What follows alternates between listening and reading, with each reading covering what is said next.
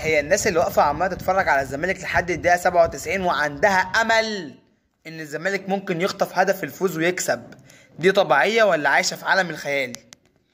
هي الجماعه دي مفكره ان الزمالك ده الاهلي؟ هو الزمالك ده اصلا هو ده منظر نادي يعمل ذا ماستر اوف سسبنس؟ هم دول منظر لعيبه عندهم روح وقتاليه وعزيمه واصرار على المكسب؟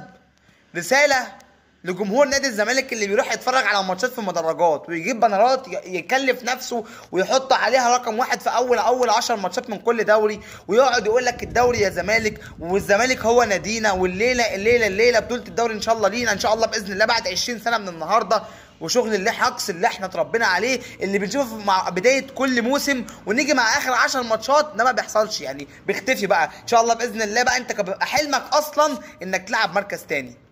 ومع العلم حقيقتنا بانت لما بيراميدز ظهر. احنا كنا بناخد تاني ليه؟ عشان خاطر ما كانش فيه مستوى. لما طلع نادي ينافس ونادي شبه قوي مع الاهلي خد منك المركز التاني، ويبقى قابلني لو خدته منه تاني. الزمالك بيتعادل مع غزل المحله، لعيبه ما عندهاش روح. هم دول منظر لعيبه اصلا يجي لك نفس انك تشجعهم؟ يا اخي قسما بالله لعيبه ولا مجلس اداره ولا جهاز فني. ويا جماعه غيروا النبي المدير الفني ده، يا جماعه المدير الفني ده يا جماعه اصلا اسمه لوحده فقر، اسمه لوحده كفيل انك انت تنزل درجه تانيه. يا جماعه احنا هنقعد بقى ندادي، احنا هنقعد نطبطب، احنا هنقعد نمسك الطبله ونطبل ونقول سنظل اوفياء والكلام اللي مفيش منه ده اللي بناكل بيه حلاوه على نفسنا احنا اولا.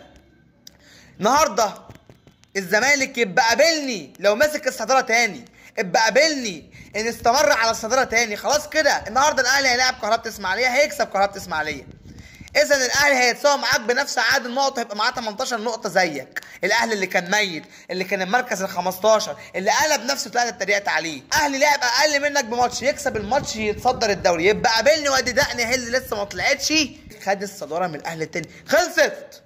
دايما بيتقدمها الاهلي على طبق من الماظ. حرقتوا دمي الله يسامحكم. هات يا ابني، هات يا ابني الدواء ده يا ابني، ها